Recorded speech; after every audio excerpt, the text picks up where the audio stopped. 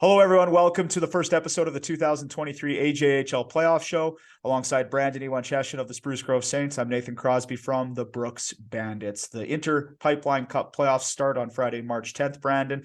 Let's begin in the South Division with three very interesting series. Let's begin with the Blackfalds Bulldogs and the Calgary Canucks. Bulldogs finished second in the South Division. What a story they've been. Just their second year in Blackfalds finishing second in the division against a Calgary team that secured their playoff spot well before the regular season ended. Obviously, the Canucks will be the underdog in this series. What do you think of the Canucks' chances against a Blackfalds team that really has turned some heads this year? Well, first off, Blackfalds, unbelievable sophomore season in the AJHL. Brett Meerman, he pops off for me, second in the AJHL in scoring, only behind your Aiden Fink. Meerman with 94 points, Fink with 97. Their power play this year, fantastic. Also right behind Brooks at 26.2%.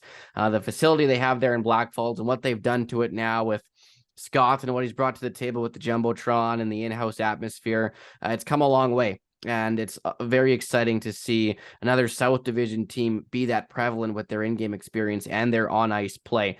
It's hockey. Anything can happen. My money would be on the Blackfalds Bulldogs and that one to take that series and maybe even a series further after that one's complete. Calgary's not down and out by any stretch. It's a hockey game. They have some good goaltending. We'll see how far that gets them. But in my mind, the Blackfalds Bulldogs would take that one against Calgary. The season series favored the Bulldogs 5-1. Calgary won their first meeting back in November, but since then it was Blackfalds winning 5 straight against the Canucks. Players to watch in this series, you mentioned Brett Meerman. I'll throw out another Bulldog that I think will be a player to watch, and that's Tyler Wallace, who ended up winning the AJHL goal scoring race this year with 42. What a pickup for the Bulldogs, getting him from Fort McMurray before the season started. He's a Niagara commit. He'll be a player to watch from the Bulldogs side. I think from the Canucks side, you got to look at a guy like Max Prasma, former Crusader, now with the Canucks, what he can do in net for that team. Obviously, Calgary's, if they're going to have a chance in this series, goaltending will be key. Yep, 100%. And already alluded to it, but yeah, if Calgary's going to have a hope in pushing that series to 4, 5, 6 games, their goaltending has got to be probably at the forefront of their performance each and every night. Moving on to another series, I think a very interesting series in the South Division, and that is the number 3 seeded Drumheller Dragons versus the 6 seeded Canmore Eagles. It's the Eagles who won the season series, Brandon. 5 games out of 6 the Eagles won this year against the Dragons. Just for some reason, Canmore was a thorn in Drumheller's side this year, and I think this is an interesting rivalry. There's plenty of playoff history between these two over the last few seasons, going back to 2019 and Canmore with the upset over the Dragons. And I think Drum's got a lot to prove in this series, and I think this would be exorcising some demons for them of past playoff years if they could beat Canmore this year. And also the season series didn't go Drum's way. What do you think will change it in the Dragons' favor in this series against the Eagles?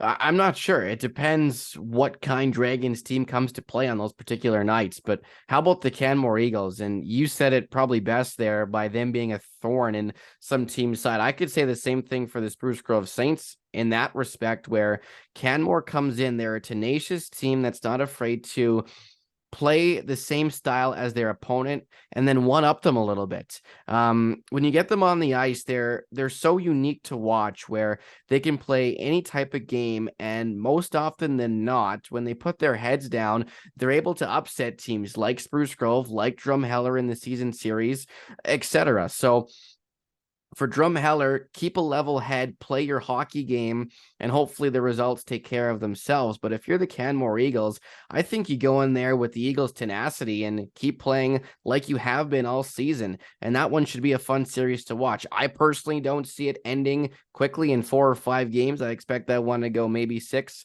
potentially 7, which would be fantastic for the fans. If I had to pick a couple players to watch, I would single out the goaltending in that series. Garrett Fuller, the defensive player of the week in the last week of the regular season against Andre Proctor Ramirez. 2 guys that went through the ebbs and flows in the season. Both guys can steal games. So we'll see what happens in the crease, but another very exciting matchup that I would expect to go a little bit farther than just your typical 4 or 5 games. Another player to watch in this series will be forward Ty Daneault of the Drumheller Dragons. What a season he had. Went to Team Canada at the World Junior A Challenge as well. Had a great tournament there. Our good friend Jason Blanke, the voice of the Drumheller Dragons, caught up with Daneault. We're going to play that interview for you now. The end of your season, how did you feel you finished up the last maybe 10 games? I mean, it was good. I mean, we didn't get the outcome we were looking for, but at the end, obviously, we did. And we finished up 3rd place, so that was good. Good for the boys. I know you guys were shooting for that 3rd place. How good does it feel to get that accomplishment? Yeah, it definitely does. I mean, it's just huge for our confidence and just having that momentum going into playoffs here. All right, heading into playoffs against the Canmore Eagles. This year we didn't have the record we'd like against the Eagles, but that's playoff hockey now. So mentally, you guys, of course, are working on it. Been watching a lot of video, trying to figure out what to do. Yeah, I mean, they've had our number all year, but we're pretty confident. We've been watching lots of videos, so we're confident that we'll be able to get them this time. How hard is it to play in the Canmore Arena compared to, like, for instance, the Memorial Arena? It's definitely different. I mean, the energy is not quite the same as it is here in the Memorial. So, I mean, it's a little bit dead, but we'll create our own energy and get going. And home ice advantage, we're going to take complete advantage of that. Yeah, absolutely. I mean, it'll be awesome to get the fans in here for playoffs. So, yeah, I'm looking forward to it. All right, thanks for this time. No problem. Thanks to our buddy Jason Blanke for chatting with Ty Daneault. What a season he had for the Dragons. That'll be an interesting series between Drum and Canmore. Okay, Brandon, let's talk about the other series in the South Division that we haven't mentioned yet, and that is the 4th-seeded Okotoks Oilers against the 5th-seeded Camrose Kodiaks. Okotoks, they weren't in 4th place until the final weekend of the season, then dropped those 2 games to Drumheller, which moved them down into this matchup against the Kodiaks. Okotoks took 5 out of 6, though, in the season series against Camrose. You're seeing a trend here in all the series that one team ended up winning 5 out of the 6 games. Okotoks advantage to them in the season series, but they're going to be running into a Kodiak team that picked up a goaltender in Freddie Halleck at the deadline, who then committed to Denver.